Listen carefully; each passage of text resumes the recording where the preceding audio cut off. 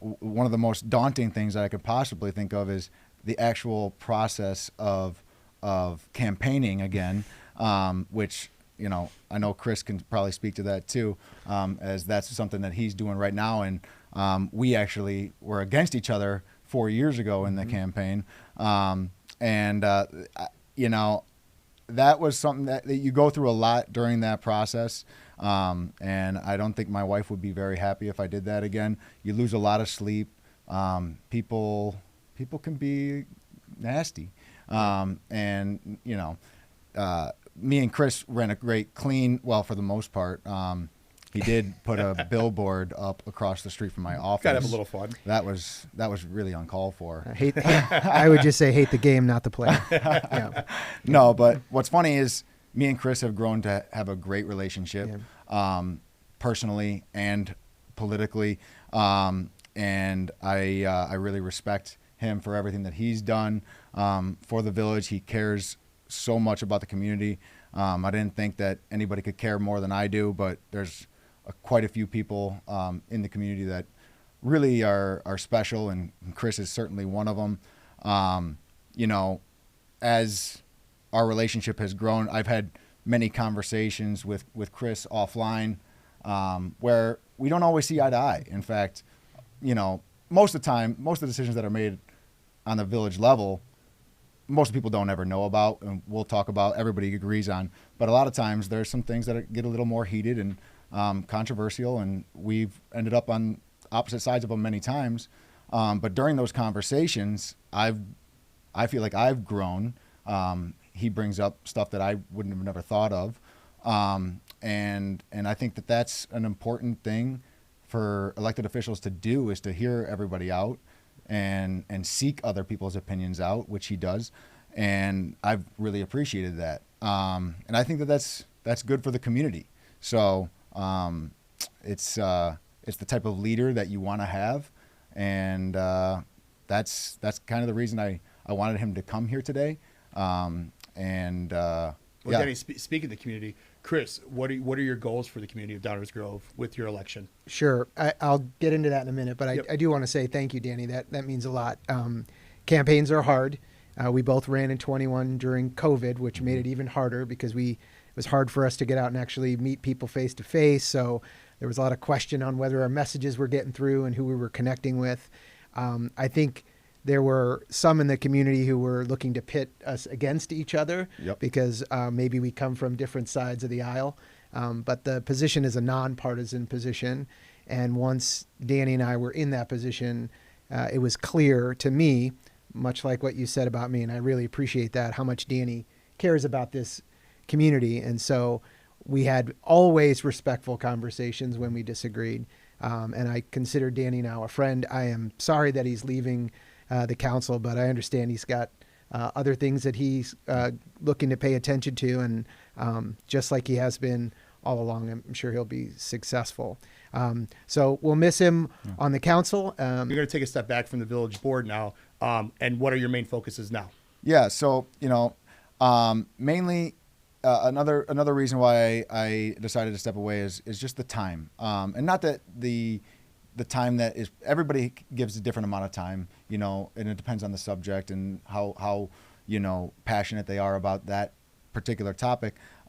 It's not like it's a crazy amount of time that's devoted, but still any time away from my family.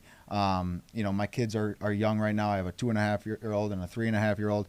And, you know, everybody always says, you know, how fast that time goes. And I'm learning real quick. It's pretty crazy. Now. You know, my whole time in council, my son's whole life I've been on council.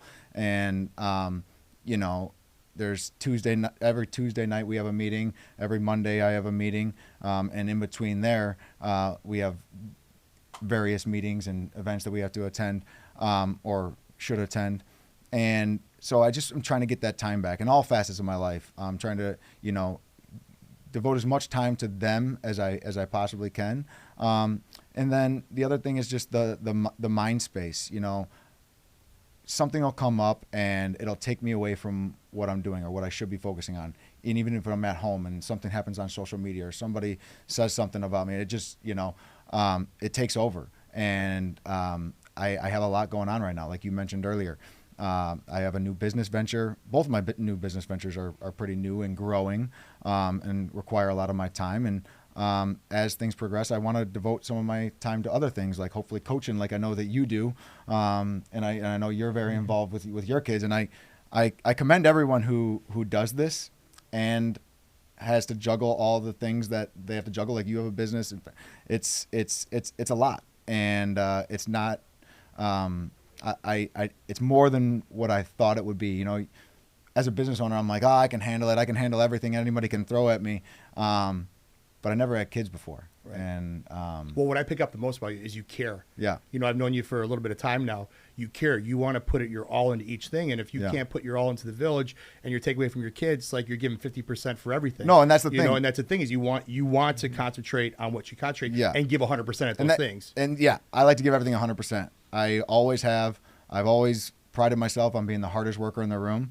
And if I can't give 100%, not that I haven't, I've given it what I can. But then maybe it's time for somebody else who can. Right. So and family is important. Like like you said, my son's 7 now, and I didn't want to coach, and he's like, Dad, coach, and he listens to what I say, and I've talked to other dads and like, listen, you have to coach now because when they're 10, 11, 12, they don't want to hear from Dad anymore. Like now you're not the person they want to listen to. So like you said, is I make that a point that I coach it. It's one day a week. It's a game on a Saturday, but it feels so good. So now I coach soccer, I coach basketball, I coach baseball. And it's just something I like to do, but you're right. I took over for the Village of Western Springs, and I'm a chair of like some of these events, and I'm like, oh my God, am I spreading myself too thin? Like, what can I do on this? Like, it's more than you think. And I don't think a lot of people understand is a commitment you're putting in, Chris.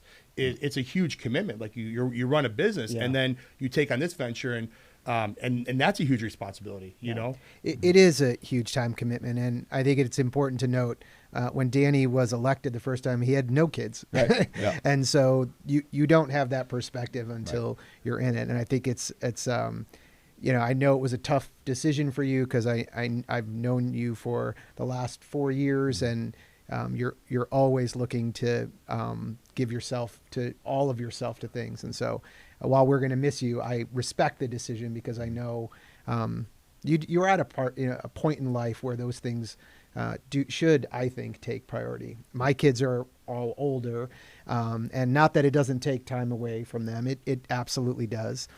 You talked about campaigning, which is probably one of the most time-consuming parts of it. But that's part of the game. You gotta do that. I think the way that I look at it now, and your kids are younger, my kids are a bit older, is it's also some example setting. So my wife is a public school teacher, or was a public school teacher, now a principal.